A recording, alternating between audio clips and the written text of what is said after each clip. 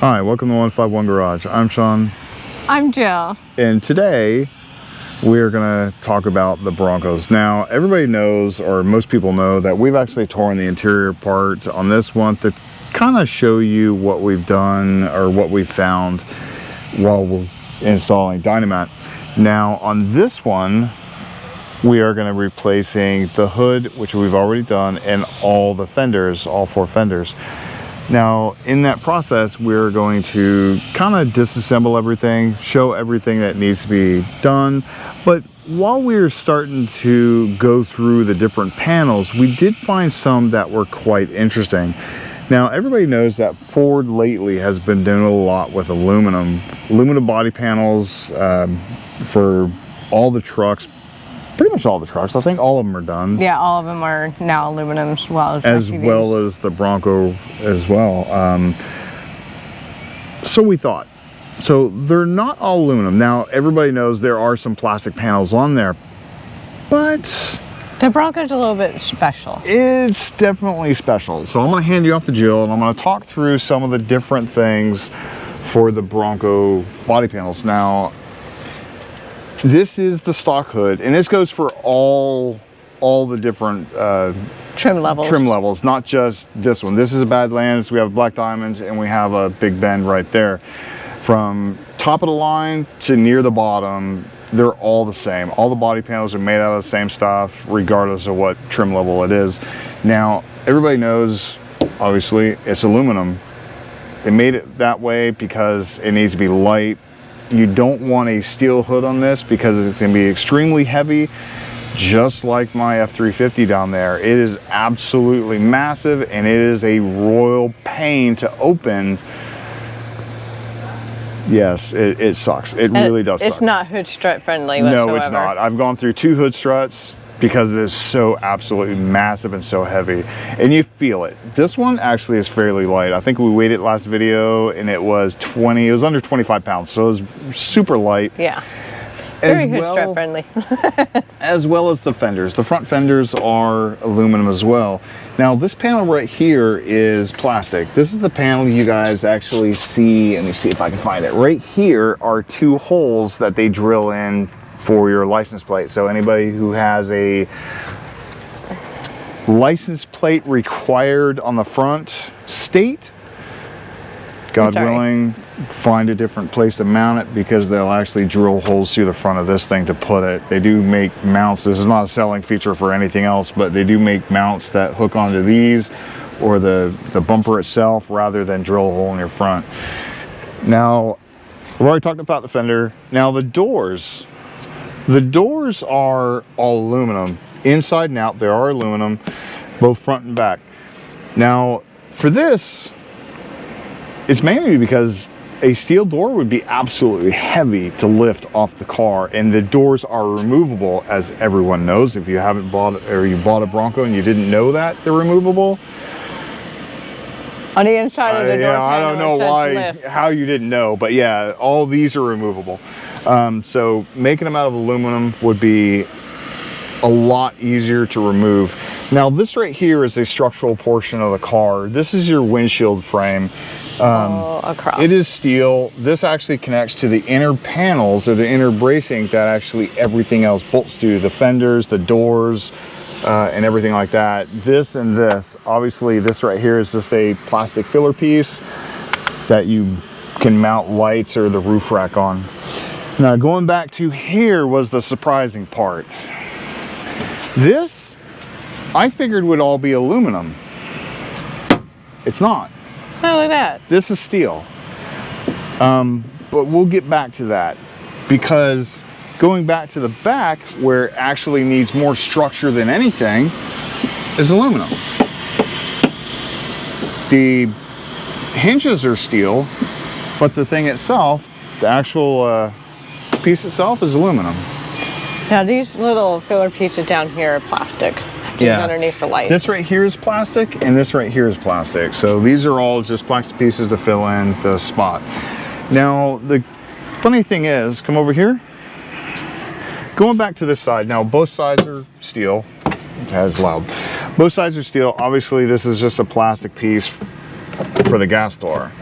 Now, the one thing I was thinking is the requirement for the steel had to do with the gas door and the fumes and maybe you know, the sparks and stuff like that. They wanted to be able to ground yourself on this. Obviously you can't really ground yourself because it is painted.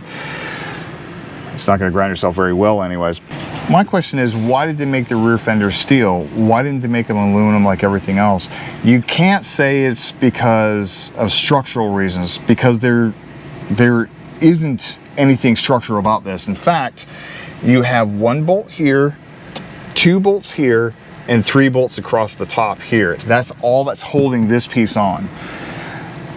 That's not structural. In fact, there is a red Bronco, I don't know who it is that has it, but it is a pre-production Bronco that Ford gave them to continue going off-roading and testing and stuff like that. I've seen them on videos. I don't know the YouTube channel.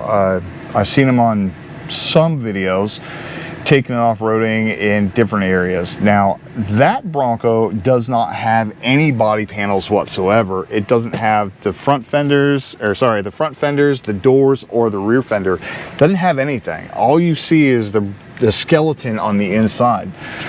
So you can't say it's structural, because it's not.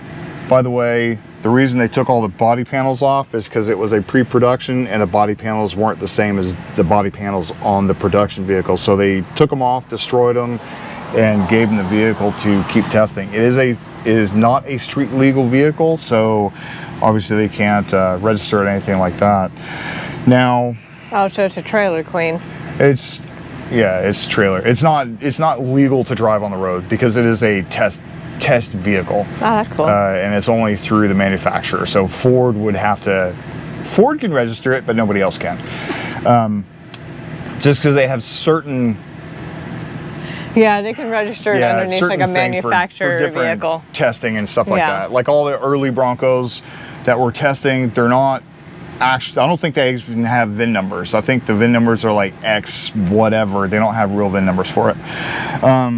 But yeah, like she said before, these 2 body panels right here are plastic. They just pop off. But the surprising thing was this. I don't know why they would make this steel and not aluminum like everything else. It doesn't bother me, so I'm just stating the fact that it's kind of an unusual find. We didn't know. We thought everything was aluminum. But if anybody knows... We got photobombed by the dragonfly. Yeah, no shit. Friggin'. Please like, subscribe for that dragonfly. Yeah. But if anybody knows why these were made of steel rather than aluminum, please leave a comment below. If you have an assumption or have a guess, your best guess, put it down below. This isn't gonna make a difference on our build. This doesn't make a difference on any build because it is just cosmetic, it is not structural. If this gets taken off or removed or damaged, there's nothing that's gonna affect the integrity of the vehicle itself. This is just skin over the outside. Yeah. Now, I do want to reiterate, it is on all Bronco trim levels. We have 3 of the Broncos and it's on every single one. Yeah, every single one's the same way. But, you know, if you have a guess or leave a comment, you know, an assumption, or if you're a Ford representative that actually knows why they made that out of steel, please let us know. Please let us know. Curious. That's the only reason, is I'm curious of why they chose steel rather than aluminum for that. But anyways, please like, subscribe, leave a comment. Especially for that dragonfly that just buzzed us. Yeah, got to do one for him, subscribe for him. He's going to be around here for at least however long they live. Anyways. Oh, and check out our website. We do have merch. As you can see, he's wearing a shirt. Oh, here. See? Sure. Here, go over this way, that way you're not behind it. See? Merch. My back.